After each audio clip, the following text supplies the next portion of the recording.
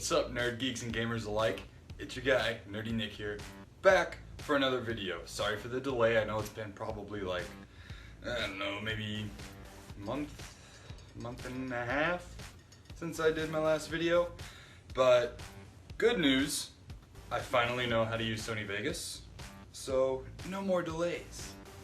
Yeah, between that and like, you know, having kids and a wife and stuff, it gets pretty hectic. I'm still a rookie at doing all this stuff, and you know, no excuses. Let's just get to it. So today's video is going to be a pickups video, and this is just going to be stuff that I've picked up probably over the last like 2 months or so. My collection isn't gigantic, so I'm kind of like the skinny guy that starts working out at the gym. You get the newbie gains, and it's like super noticeable. So my collection has gone from like, yeah, that's not really a collection, to like, starting to see some improvement, mister. Alright guys, so first off, I'm not going to categorize anything. I'm just going to pull everything out as it's all piled up on my bed right here. So, for the Sega Genesis, Super Street Fighter 2. I picked this up because it's super nostalgic for me. This was a game that I had when I was like, you know, a kid and whatnot, and I saw it and went, oh, okay, I want it. So I got it. Cool thing is, it's complete, so it comes with the manual. And man, like, the cart, super clean. Super duper clean. I don't have a Genesis anymore, but I have a Retron 5. And we'll be uploading some gameplay sometime very soon. Alright, for the PS2, Burnout Domination. I'm a big fan of the Burnout series. I never got to own any, but I used to play like the demos whenever I could, whenever they'd come in like the PlayStation magazine and whatnot. And they're very fun. I'm not the best driver, so these games are actually kind of good for me. And when I mean driver, I don't mean on the streets, I mean on the games. I can be kind of an aggressive driver in games. So, here for the 64, we've got Rogue Squadron. This game right here is, man, I don't know, it's just got like a really good place in my childhood. I've always been a big fan of Star Wars. I mean, at my mom's house, she still has some of my Star Wars toys, like my big Millennium Falcon. But this game right here is so awesome. You get to pilot all kinds of different Starcraft, Star, or Spacecraft. We'll go with that, Spacecraft. And you can, one of the cool things is you can go into first person view, and it's not just like back in the day how first person used to just be like you zoom in and you don't see anything else but what's in front of you. With this, you get to see the actual cockpit, and it's pretty cool. I actually play better in that view. Alright, this one I picked up for my wife, Vigilante 8. So this is just like a Twisted Metal game, you know, vehicular combat. Very fun, very easy to pick up and play. Definitely give it a check out. Excuse me. Alright, so, if you don't know who Robert Workman is and the ArgCast, you need to know, and you're gonna know right now. So, a podcast I listen to called the ArgCast, it's another retro gaming podcast.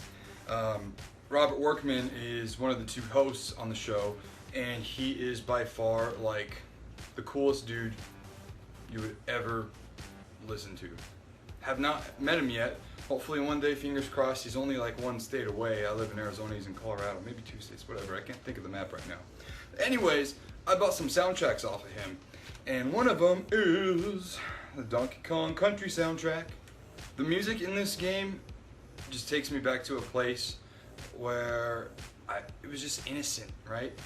Like, a lot of us collectors, we collect because we love the games, we respect the games, but I think a lot of us collect for just nostalgic reasons. And this one, oh man, I told him, I said, I want it, how much do you want, you know? And I mean, like, I don't know, as soon as I got home I popped it in, and it was just great. It was just great. I love the music to this game. The soundtrack is awesome.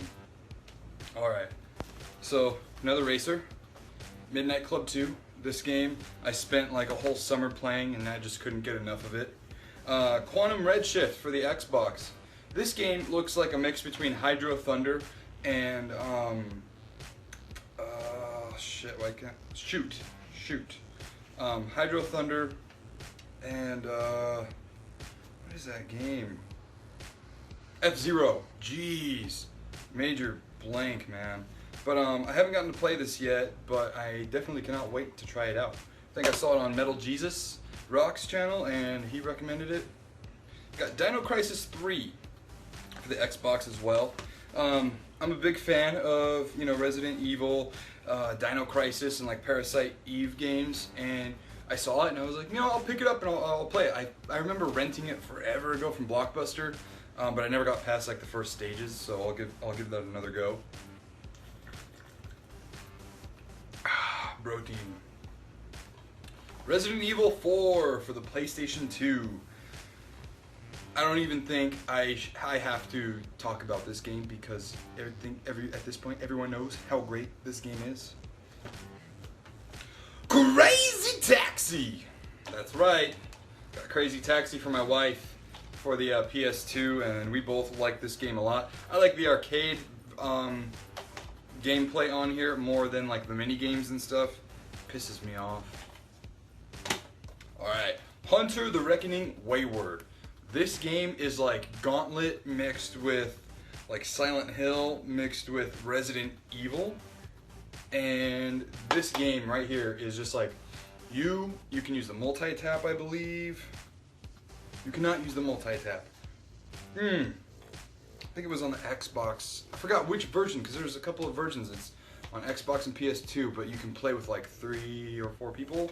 But I spent my 8th grade summer playing this game on and on and on with other buddies. Just order pizzas, you know, veg out on the living room floor and play it up. Midway Arcade Treasures. I bought this because I have a very respectable love, we'll say, for old games. I appreciate them for what they are, and I think everybody should. Sometimes, you know, it's kind of hard with Atari, but we still give them a shot. This game has, or this collection has the game titles such as Spy Hunter, Defender 1 and 2, Gauntlet, and it says up to 4 players. Paperboy, Rampage, Smash TV. When I saw Smash TV on here, I was like, I'm gonna pick it up. And so many more games. So I definitely can't wait to put this in. We got Splinter Cell Chaos Theory for the Xbox. This game, the multiplayer on it is freaking hilarious. Your partners, you know, your knockoffs of your main character here, Sam, and I don't know if you can see, there's like a red guy and the blue guy, and your partners, and they say like some ridiculous crap, and it's just hilarious. The banter is great, but the gameplay is solid too. I think that's probably my favorite Splinter Cell right there. Got Need for Speed Underground. You know, when everyone was still obsessed with Fast and Furious, or the Fast and the Furious, and I think this came out in 2003, and like Too Fast, Too Furious just came out around there, so it was like everyone's into tuner cars. But yeah, you gotta love these Need for Speed games, man. And I got this game for a deal. I mean, $2.50. I got SOCOM 2, and it's complete. It's got the manual, everything. So I couldn't complain there. SOCOM, any SOCOM game. They're really solid titles. They're really fun. The AI is good. It's not like they're dummies and you have to like guide them along and stuff. Like the gameplay is so solid, and the teamwork is very fun. All right, so everyone knows by now, Mad Catz, you know, the game accessories company, is out of business, and they filed for Chapter 11, and it's not the kind where you can like reassess everything. A lot of people make fun of Mad Catz because, you know, they're like, oh, Mad Catz is like the little brother controller that you give, you know, and you have the branded controller. But for me, Mad Catz made my favorite original Xbox controller right here. This one. It's called the Microcon. And I mean, I've got big hands, and like the Big Bertha, you know, the original Xbox controller, I had no problem with it. Even the Xbox Slimmer controller worked fine. But this one right here is just a little bit smaller, and you know, your thumb can just, like, look at that. Like, my thumb's covering all the buttons, and it's just super easy. You don't have to like really do a whole lot of movement. It's got these little rubber grip pads on the side. I love this controller. It's great. So when I saw it, I picked it up immediately. And you know, hopefully I can get more colors in it. I had the clear one, like the absolute clear. I think it was like maybe silver-ish colored one growing up, but I'm like, this one looks like Halo. So I picked it up. I also got Doom 64, and I saw this, and I was like, okay, I'm getting it. But I was kind of like debating because there was Resident Evil 2 for the 64, and this at the same time. And I actually called my wife. I was like, I don't know what to do. You need to help me. Please help me. And she was like, you're ridiculous. Hang up. You know, figure it out on your own. So I picked up Doom 64. I'm a big fan of Doom. As you can see, I've got Final Doom right there. I've got my Doom sticker right there. I did my Doom review from last year's Doom. I just bought Doom 2 on the Xbox backwards compatible sale. I love Doom. It's a classic shooter. It's great. This game, though, my only complaint, if you're going to buy this game, it's a very dark game. It's very hard to see. I had to turn the brightness up all the way. Still didn't do very much. Turn the brightness up on my TV all the way, and I'm like, But still, I had to get it just for having it, you know? Alright. So, I work in apartment maintenance. And I do apartment maintenance and remodeling for my full-time job. But some of the perks for that are, say, for example, people leave their apartment just in complete trashed, you know, they live in like the worst conditions possible sometimes. And I go in and trash them out. But when I was trashing out one unit, I saw AV cable. And then I was like, ooh, I know what this is to, and it said Nintendo on it. And then I saw the power cable, and I was like, alright, there's an AV cable and a power cable. I'm pretty sure I'm going to find the unit. So eventually I started looking piece by piece by piece, and then I found a Wii! That's right, I found a fully functional Wii. I never had a Wii.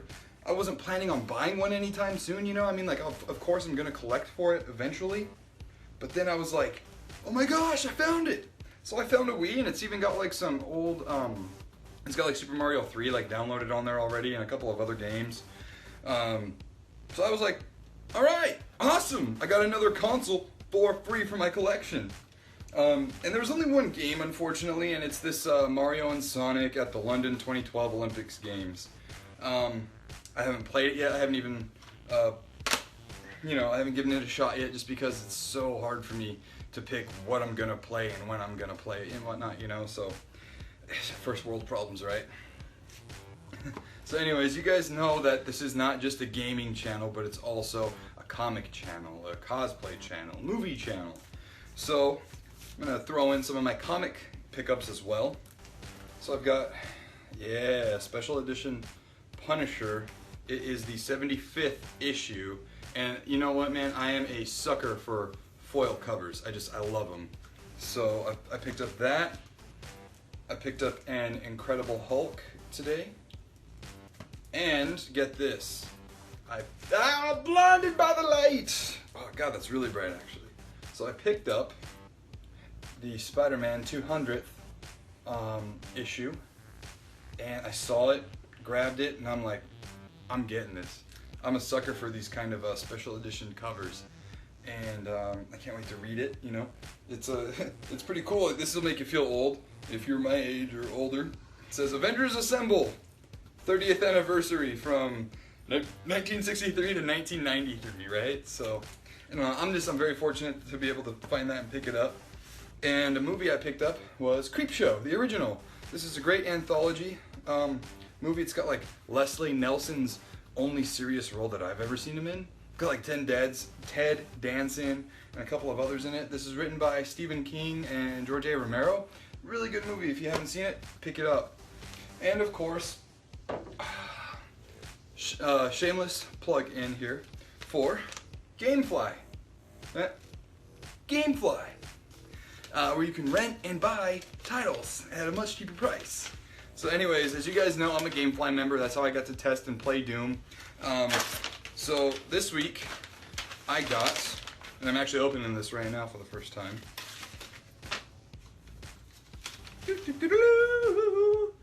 Final Fantasy 15!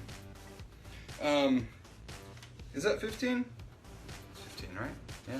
I'm not good with Roman numerals. So yeah, I just got this in the mail, and I can't wait to plug it in, download it, and play it. I'm not sponsored by GameFly. This isn't like I'm endorsed by GameFly. I'm a fan of the service. And they emailed me and said that after this month, I will have $5 in credit for just being a member. Every 3 months, you get $5, and for like GameFly credit or stuff, and I can't wait to, I'll probably compile it all and then use it at the end. But GameFly is great, guys. I'm telling you, all these games are super expensive. Brand new games, $60. I can't afford to shell out $60 for a brand new game every time they come out.